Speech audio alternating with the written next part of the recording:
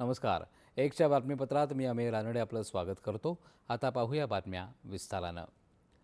नाविन्यता, निर्मिती आणि मोठ्या प्रमाणावर उत्पादन करणाऱ्या देशांना जग मान देतं. भारत या तिन्ही क्षेत्रांमध्ये वेगानं प्रगतीपथावर असून या सर्व बदलांच्या मागं भारतातील युवा असल्याचं प्रतिपादन पंतप्रधान नरेंद्र मोदी यांनी केलं. देशातल्या विविध शासकीय विभाग आणि संस्थांमध्ये नव्यानं नियुक्ती झालेल्या तब्बल 51,000 उमेदवारांना आज पंतप्रधान नरेंद्र मोदी यांच्या हस्ते दूरदृश्य प्रणालीद्वारे नियुक्तीपत्रांचं वाटप करण्यात आलं. यावेळेस ते बोलत होते. 19व्या रोजगार मेळाव्यामार्फत हे वाटप झालं आहे. नुकत्याच 5 दिवसांच्या परदेश दौऱ्यामध्ये अनेक महत्त्वाच्या कंपन्यांच्या अधिकाऱ्यांसोबत चर्चा केली. त्यामध्ये सर्वांना भारतातील युवक आणि भारतामधील तंत्रज्ञानाच्या प्रगतीमध्ये त्या सर्वांना विशेष रस होता, हे सातत्यानं जाणवलं. आज जगाला भारताच्या या प्रगतीच्या प्रवासाचा भागीदार होण्याची इच्छा आहे. भारतीय युवकांकरता संधी आणि रोजगार निर्मिती करणं आणि त्यांच्यातल्या प्रतिभेला दिशा देण्याच्या उद्दिष्टानं भारतसुद्धा जगभरातल्या देशांसोबत भागीदारी करत आहे, असं ते म्हणाले.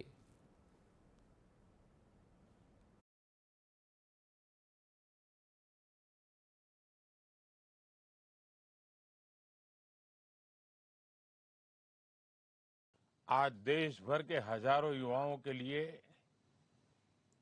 बहुत ही महत्वपूर्ण दिवस है। आज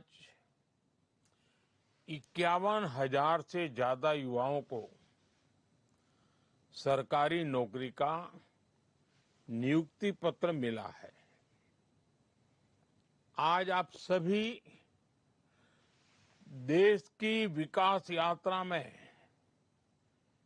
अहम भागीदार बन रहे हैं, जिम्मेवार भागीदार बन रहे हैं। Railway, banking, defence, health, education और दूसरे कई क्षेत्रों में आप सभी नई जिम्मेदारियां संभालने जा रहे हैं। आने वाले वर्षों में विकसित भारत के संकल्प को सिद्ध करने में आप सभी महत्वपूर्ण भूमिका निभाने वाले हैं।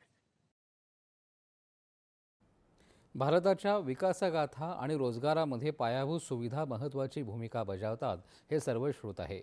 जेव्हा गावं, लहान शहरं आणि दुर्गम क्षेत्र हे विकासाशी जोडले जातात, तेव्हाच देशाच्या प्रगतीचे लाभ अधिकाधिक लोकांपर्यंत पोहोचतात.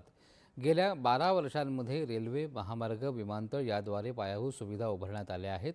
हे बदल केवळ सामान्य नागरिकांवर परिणाम करत नाहीत, तर गावातले लोकही संपूर्ण जगाशी जोडले जातात. मग गाव आणि शहर यांच्यातील दरी मिटते आणि त्यामुळे वित्तीय वेगही अधिक वाढतो.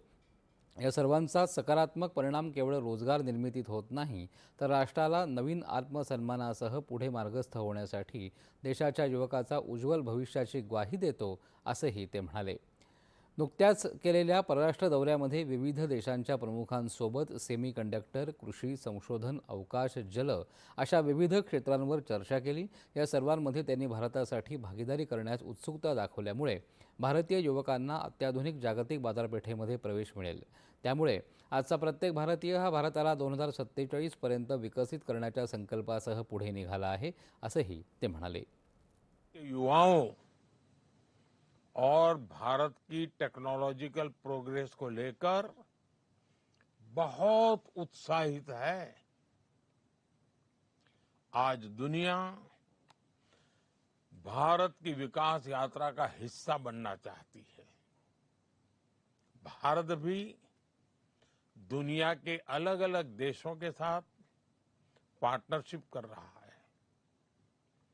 इसका उद्देश्य यही है कि भारत के युवाओं को अवसर मिले, रोजगार मिले, उनका सामर्थ्य खिल उठे। साथ साथ मैं चाहता हूं मेरे देश के नौजवानों को ग्लोबल एक्सपोजर भी मिले। सध्या भारत हा महत्त्वाचा इलेक्ट्रॉनिक उत्पादक देश बनला आहे. आपण भारतातच पूर्ण इलेक्ट्रॉनिक साखळी उत्पादित करू शकतो. यामुळे युवकांना देशांतर्गत रोजगार निर्मितीला मदत मिळत आहे, असंही ते म्हणाले. हा 19वा रोजगार मेळावा देशात 47 ठिकाणी आयोजित करण्यात आला असून विविध मंत्रालयीन विभाग आणि संस्थांमध्ये नव्यानं नियुक्त झालेले उमेदवार आजपासून शासकीय सेवेमध्ये दाखल होणार आहेत. आज नियुक्तीपत्र वितरित करण्यात आलेल्या 51